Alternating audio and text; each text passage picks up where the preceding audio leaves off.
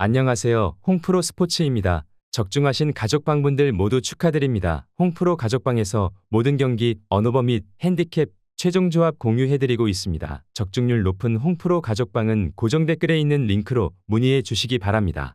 2월 8일 새벽 프리미어리그 6경기 분석 시작하겠습니다. 먼저 아스널 대 선더랜드 경기 알아보겠습니다. 아스날은 중원 장악력을 바탕으로 점유율을 끌어올리며 상대 진영에서 경기를 길게 가져가는 팀이고, 공을 소유한 상태에서 좌우 전환과 짧은 패스를 반복하며 수비 블록을 서서히 흔드는 흐름을 만든다. 요케레스는 전방에서 피지컬을 활용해 수비 라인을 계속 끌어내리고 센터백 사이와 측면 채널을 번갈아 침투하며 수비 간격을 넓히는 역할을 맡는다. 볼을 등지고 받는 순간에는 간단한 연계로 이선에 볼을 연결하고 곧바로 박스 안으로 재침투해 마무리 위치를 선점하는 움직임이 반복된다. 부카요 사카는 오른쪽에서 드리블로 풀백을 흔들며 안쪽으로 접어 들어가 낮은 크로스와 슈팅을 동시에 노릴 수 있는 자원이고, 사카가 공을 오래 소유할수록 수비형 미드필더와 센터백 사이 간격이 벌어지며 그 공간을 향해 요케레스와 이선 자원들이 동시에 침투하는 장면이 자주 만들어진다. 웨데고르는 우측 하프 스페이스에서 템포를 조율하며 패스와 슈팅 선택지를 모두 가져가는 플레이메이커로 컵백 상황에서 박스 안쪽으로 한 발 더 들어가 직접 마무리까지 연결하는 비중이 높다. 반면 선더랜드는 중앙을 두텁게 두고 버티려 하지만 라인이 뒤로 말릴수록 박스 앞 간격이 넓어지는 문제가 있고, 브로베이는 뒷공간을 노리는 움직임과 피지컬은 강점이지만 팀이 내려앉는 구간에서는 하프라인 근처에서 고립되는 시간이 길어진다. 아딕나는 드리블 돌파로 변수를 만들 수 있지만 수비 부담이 커질수록 공격 가담 빈도가 줄어들고, 자카는 뒤에서 전진 패스를 시도하지만 압박을 받는 상황에서는 선택지가 제한되며 전개 속도가 떨어지는 흐름으로 이어진다. 전체적으로 아스날은 상대 진영 점유와 침투 타이밍에서 우위를 가져가고, 선더랜드는 전환 구간에서의 간격 관리가 부담으로 작용하는 매치업이다. 이 경기는 후반 승부처에서 아스날이 얼마나 오래 상대 진영을 점령하느냐가 핵심이고, 사카의 측면 돌파와 웨데고르의 하프 스페이스 선점과 요케레스의 박스 안 움직임이 연쇄적으로 이어질 가능성이 크다. 선더랜드는 역습 한두 번으로 버텨볼 수는 있지만 라인이 내려앉는 시간이 길어질수록 전개가 단조로워질 수밖에 없다. 흐름과 구조를 종합하면 후반으로 갈수록 아스날이 주도권을 쥘 가능성이 높다. 아스날 승리를 추천합니다. 이어서 본머스 대 에스턴 빌라 경기 알아보겠습니다. 본머스는 더블 볼란치 구조를 기본으로 가져가지만 경기 흐름이 밀릴수록 포백과 미드필더 사이 간격이 벌어지고 박스 앞 세컨드볼 대응이 늦어지는 팀이다. 에바니 우송은 전방에서 몸싸움과 침투를 모두 가져갈 수 있지만 팀이 내려앉는 구간에서는 고립되는 시간이 길어지고, 세메뉴는 드리블로 전진을 시도하나 수비 부담이 커질수록 공격 가담 빈도가 떨어진다. 크루피는 빌드업과 수비 커버를 병행하지만 압박이 강해질수록 라인 간격 관리에서 흔들리는 모습이 잦다. 경기당 평균 1.79 실점이라는 수치는 박스 앞 공간 관리와 세컨드볼 처리에서 구조적인 약점이 반복되고 있음을 보여준다. 측면 크로스를 허용한 이후 문전에서 흘러나오는 볼에 대한 반응도 느려 1차 수비 이후 연속 슈팅을 내주는 장면이 자주 나온다. 아스톤 빌라는 부엔디아를 중심으로 이선이 유기적으로 움직이며 짧은 패스와 측면 전개를 병행하는 팀이고, 와킨스는 수비 라인 뒷공간 침투와 박스 앞 마무리를 동시에 가져가는 자원이다. 틸레만스는 박스 앞 하프 스페이스를 점유하며 세컨드볼과 중거리 슈팅 타이밍을 노리는 역할을 맡고, 후반으로 갈수록 이 비중이 더 커진다. 부엔디아가 측면에서 컵백과 크로스를 섞어주면 박스 안과 박스 앞이 동시에 위협받는 구조가 자연스럽게 만들어진다. 본머스는 수비 전환 과정에서 포백과 미드필더 사이 공간을 쉽게 내줄 가능성이 크고, 박스 안에서 1차 수비가 이뤄져도 세컨드볼 대응이 늦어지는 흐름이 반복될 수 있으며, 아스톤 빌라는 부엔디아의 전개를 통해 박스 옆까지 진입한 뒤 와킨스의 1차 움직임과 틸레만스의 세컨드 슈팅을 동시에 노릴 수 있고, 후반으로 갈수록 박스 주변 점유와 압박 강도가 더 높아질 가능성이 크다. 아스톤 빌라 승리를 추천합니다. 영상은 잘 보고 계신가요? 핸디, 언오버 및 최종 조합 공유받아 보실 수 있는 가족방 입장 방법 알려드리겠습니다. 첫 번째로 영상 하단에 댓글을 클릭해 주세요. 두 번째로 댓글에 링크를 클릭해 주세요. 마지막으로 채팅 참여하기 후 메시지 주시고 답장 기다려 주시면 됩니다. 나가기 하시면 가족방 입장 시켜드릴 수 없습니다. 언제든 편하게 문의 주시기 바랍니다. 이어서 벌리 대 웨스트햄 경기 알아보겠습니다. 벌리는 브로야를 중심으로 전방에서 직선적인 공격을 시도하는 팀이고, 브로야는 큰 체격과 스피드를 활용해 수비 뒷공간을 향해 대각선으로 파고드는 침투와 박스 안에서의 강한 마무리를 동시에 가져가는 자원이다. 에드워즈는 측면에서 드리블을 통해 1대1 돌파를 시도하고 안쪽으로 파고들며 중거리 슈팅 각을 만드는 움직임을 자주 선택한다.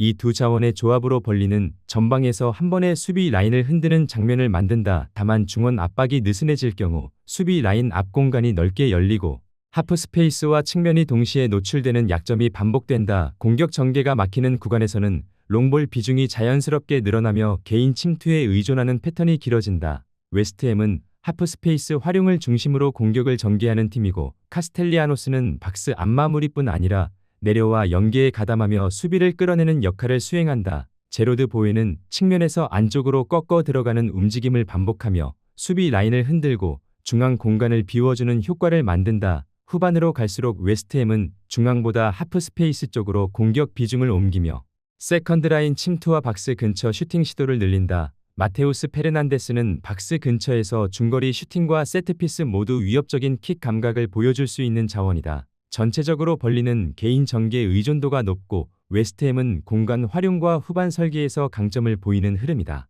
벌리는 브로야와 에드워즈의 침투를 통해 전방에서 변수를 만들려 할 것이고, 압박 타이밍이 어긋나는 순간 수비 앞 공간이 반복적으로 노출될 수 있다. 웨스트햄은 보웬의 안쪽 움직임과 카스텔리아노스의 타이밍 침투를 통해 하프 스페이스를 지속적으로 공략할 수 있다. 후반으로 갈수록 박스 근처 세컨드볼과 세트피스 상황에서 웨스트햄 쪽으로 흐름이 기울 가능성이 크다. 웨스트햄 승리를 추천합니다. 이어서 풀럼 대 에버턴 경기 알아보겠습니다. 풀럼은 전방에서 라울 히메네스를 중심으로 박스 안에서의 포스트 플레이와 이선 연계를 동시에 가져가는 팀이고, 히메네스는 등지고 받아주는 움직임을 통해 윌슨과 케어니의 침투 타이밍을 살려주는 역할을 맡는다. 윌슨은 측면에서 반복적인 드리블 돌파와 컷백을 시도하며 시간이 갈수록 상대의 수비를 박스 안으로 끌어들이는 힘을 만든다. 케어니는 중원과 박스 앞 사이에서 템포를 조절하다가 하프 스페이스로 전진하며 마무리 각에 직접 관여한다. 풀럼은 경기 흐름이 후반으로 갈수록 상대 진영에서 템포를 더 끌어올리며 세컨드볼과 추가 슈팅 기회를 엮어내는 장면이 잦다. 에버튼은 전방에서 바리를 활용해 몸싸움과 제공권을 노리는 팀이고, 바리는 박스 안에서의 경합과 1차 마무리를 담당한다. 맥닐은 측면에서 크로스와 컷인 슈팅을 동시에 노리며 공격 전개에서 가장 확실한 옵션으로 활용된다. 중원에서는 수비 안정에 비중을 두며 상대 점유를 허용한 상태에서 박스 근처를 지키는 시간이 길어진다. 이 과정에서 에버튼은 오픈 플레이 전개가 단조로워지고 세컨드 침투 숫자가 부족해지는 흐름이 반복된다. 전체적으로 풀럼은 공격 전개 속도와 후반 압박에서 강점이 있고, 에버튼은 수비적인 안정과 제한적인 공격 루트에 의존하는 구조다.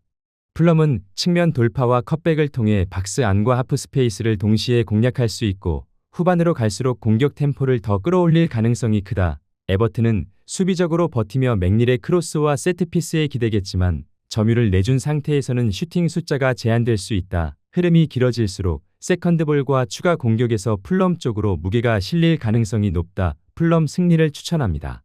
영상은 잘 보고 계신가요? 핸디, 언어버 및 최종 조합 공유받아 보실 수 있는 가족방 입장 방법 알려드리겠습니다. 첫 번째로 영상 하단에 댓글을 클릭해 주세요. 두 번째로 댓글에 링크를 클릭해 주세요. 마지막으로 채팅 참여하기 후 메시지 주시고 답장 기다려 주시면 됩니다. 나가기 하시면 가족방 입장 시켜드릴 수 없습니다. 언제든 편하게 문의 주시기 바랍니다. 이어서 울버햄턴 대 첼시 경기 알아보겠습니다. 울버햄튼은 전방에서 아로코다레를 중심으로 롱볼과 제공권 경합을 활용해 버티는 팀이고, 아로코다레는 등지고 받아주는 플레이로 이선이 따라 올라올 시간을 벌어주는 역할을 맡는다. 황희찬은 측면과 중앙을 오가며 활동량과 침투로 변수를 만들지만 팀 전체 라인이 내려가면서 공격에 관여하는 위치가 점점 낮아지는 흐름이다. 중원에서는 주앙 고메스가 압박과 태클로 버텨주지만 혼자 감당해야 하는 수비 범위가 넓어 후반으로 갈수록 파울과 체력 부담이 동시에 늘어난다. 수비 라인은 간격 조절과 라인 컨트롤에서 흔들리며 상대가 점유를 가져갈수록 박스 앞 공간이 쉽게 열리는 문제가 반복된다. 첼시는 경기 초반보다 후반으로 갈수록 점유를 늘리며 상대 진영에서 머무는 시간이 길어지는 팀이다. 콜 파머는 측면에서 볼을 잡아 리듬을 끊고 다시 속도를 올리며 수비를 끌어당기는 역할을 수행한다. 엔소 페르난데스는 하프 스페이스를 점령하며 박스 근처에서 침투 패스와 중거리 슈팅을 동시에 노릴 수 있다. 첼시는 공격 전개가 길어질수록 세컨드라인 참여 인원이 늘어나며 박스 안 숫자 싸움에서 우위를 만든다. 전체적으로 울버햄튼은 수비 부담이 누적되는 구조이고 첼시는 후반 운영과 공격 지속성에서 강점을 가진 매치업이다. 울버햄튼은 수비 라인을 내리고 버티는 시간이 길어질수록 공격 전환 속도가 떨어지는 흐름이다. 첼시는 파머의 측면 전개와 엔소의 하프 스페이스 침투를 통해 박스 근처 점유를 꾸준히 늘려갈 가능성이 높다. 경기 후반으로 갈수록 울버햄튼 수비 간격이 벌어지며 대응이 늦어질 수 있다. 첼시 승리를 추천합니다. 이어서 뉴캐슬 유나이티드 대 브렌트포드 경기 알아보겠습니다.